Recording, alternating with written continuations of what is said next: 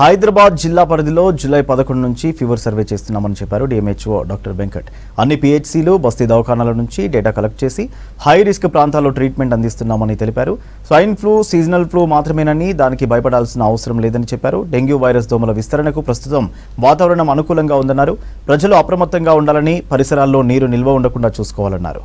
Fever సర్వేలో పరిశుభ్రతపై counselling ఇస్తున్నామన్న డిఎంహెచ్ఓ వెంకట్తో షరీఫ్ ఫేస్ టు ఫేస్. లాగే ఈ సీజన్లో కూడా ఎక్కువ శాతం వైరల్ కేసులు నమోదవుతున్నాయి. మరోవైపు కేసులన్నీ కూడా డెంగ్యూ అనేటువంటి చర్చ నలుగురు కలిస్తే అదే చర్చ చేసుకుంటున్నారు. వాస్తవానికి అసలు ఎట్లా ఉన్నాయి కేసులు, వైరల్ కేసులు ఎట్లా ఉన్నాయి, ఫ్లూ కేసులు ఎట్లా ఉన్నాయి, స్వైన్ ఫ్లూ అని చెప్తున్నారు. ఇవన్నీ వివరాలు ఒకసారి అడిగి తెలుసుకుందాం. మనతో అవైలబుల్గా ఉన్నారు హైదరాబాద్ డిఎంహెచ్ఓ డాక్టర్ వెంకీ గారు.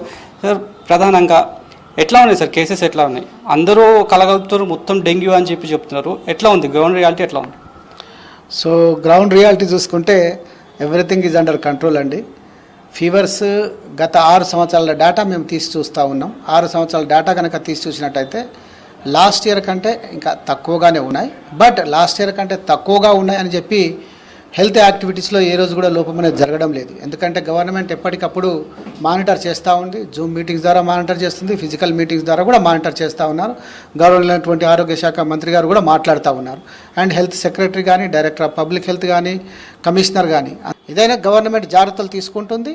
ఎట్ ద సేమ్ టైం ఏదైతే ఏజ్డ్ పీపుల్ ఉన్నారో ఇలాగే చిన్నపిల్లల్లో జాగ్రత్తలు తీసుకోవాల్సిన అవసరం ఉంది. ఎందుకు అంటే ఒకరి నుంచి ఒకరు మనం సోషల్ డిస్టెన్సింగ్ మెయింటైన్ చేయడం, మాస్క్ కొంచెం ధరించడం, మనం మార్కెట్లో, హాస్పిటల్ ఎక్కడెక్కడ పోయినా మాస్కులు ధరించాలి. అదే చేసుకుంటే కనుక మనం ఆ వ్యాధి పడకుండా జాగ్రత్తగా ఉంటాం. సో మనకి ఇప్పుడు స్వైన్ ఫ్లూ వచ్చింది, లేదంటే డెంగ్యూ వచ్చింది అని చెప్పి ఎట్లా సార్ సిమ్టమేటిక్ ఎట్లా ఉంటుంది? ఇప్పుడు డెంగ్యూ వచ్చింది. డెంగ్యూకున్న పేరే break bone fever. Break bone fever అంటే బొక్కను కనుక ఎగగొట్టయితే ఎంత పెయిన్ ఉంటుందో ఆ విధంగా పెయిన్ ఉంటుంది. జ్వరం వస్తుంది, హై గ్రేడ్ ఫీవర్ వస్తుంది, కనుగుడ్ల వెనుక నొప్పి ఉంటుంది, బాడీ పెయిన్స్ ఎక్కువగా ఉంటాయి.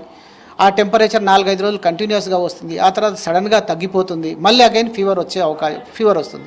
సో ఈ విధంగా బైఫేసిక్ ఫీవర్ ఉంటుంది, ఒళ్ళు నొప్పులన్నీ ఉంటాయి. కాబట్టి ఈ విధంగా ఉంటుంది. అదే స్వైన్ ఫ్లూ వచ్చింది, దగ్గు ఉంటుంది, జలుబు ఉంటుంది, మీకు జలుబు కనిపిస్తుంది, ఫీవర్ కనిపిస్తుంది, చిల్స్ వచ్చే అవకాశం ఉంది, ఇవన్నీ ఉంటాయి. సో మీకు దీనికి క్లియర్గా సిమ్టమ్స్ కనిపిస్తూ ఉన్నాయి. కాబట్టి దయచేసి ఎనీ జబ్బు రానియండి, మన జాగ్రత్తలు మనం తీసుకోవాలా. ఇంతకుముందు ఏ విధంగా మనల్ని మనం రక్షించుకున్నామో ఆ విధంగా ప్రతి ఒక్కరు కూడా జాగ్రత్త పడితే మంచిది. అలాగే ఈ సీజన్లో ఇంకా కొన్ని జబ్బులు ఉన్నాయి, మనం జాగ్రత్త పడాల్సిన జబ్బులు. టైఫాయిడ్ జబ్బు ఉంది, జాండీస్ ఉంది, కళ్ళకలక ఉంది. ఇవన్నీ కూడా వచ్చే అవకాశాలు అనేది ఉంటాయి. ఇవన్నీ దేనితో వస్తున్నాయి? మనము డయేరియల్ డిసీజెస్ ఉన్నాయి. ఇవన్నీ దేనితో వస్తూ ఉన్నాయి? తాగే నీటితోటి వస్తూ ఉన్నాయి.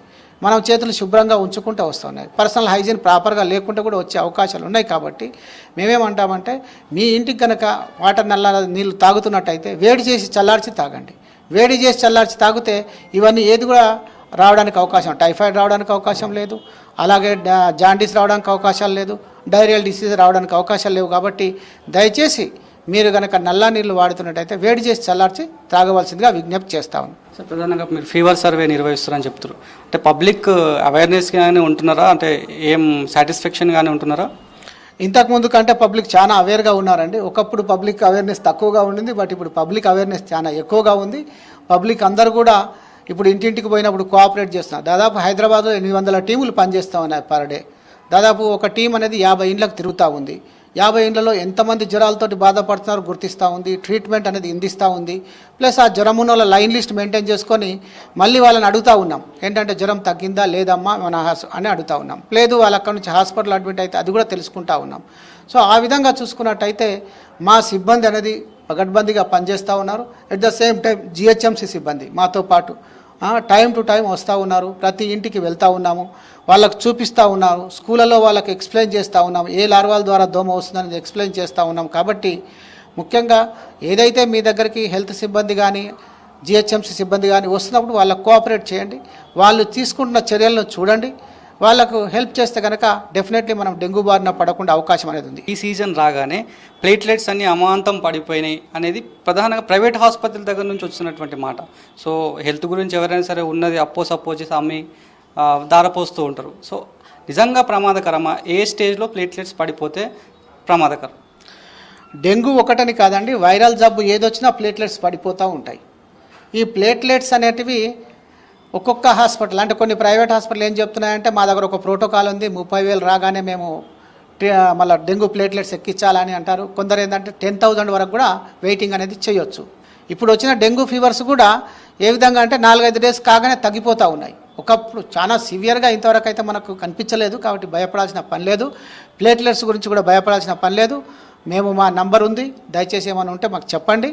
ఏమన్నా మీకు అబ్నార్మల్గా ప్రైవేట్ హాస్పిటల్ వాళ్ళు ఇది భయపెడుతున్నారంటే కూడా మాకు చెప్పండి, మేము తగిన యాక్షన్ అనేది తప్పనిసరిగా తీసుకుంటాం. Thank you.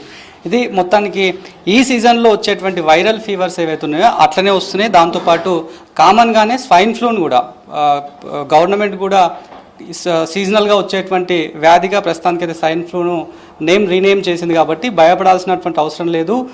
వైరల్ కేసులు, డెంగ్యూ కేసులు కూడా వస్తున్నాయి. అవి 2-3 రోజులు ట్రీట్మెంట్ తీసుకోగానే తగ్గిపోతున్నాయి. ఎవరు కూడా భయాందోళన చెందాల్సినటువంటి అవసరం లేదు. వదంతులు ఎవరు కూడా నమ్మొద్దనేటువంటి విషయాన్ని మెడికల్ ఆఫీసర్ చెప్తున్నారు. వీడియో జర్నలిస్ట్ అశోక్తో కలిసి షరీఫ్ V6 న్యూస్, హైదరాబాద్.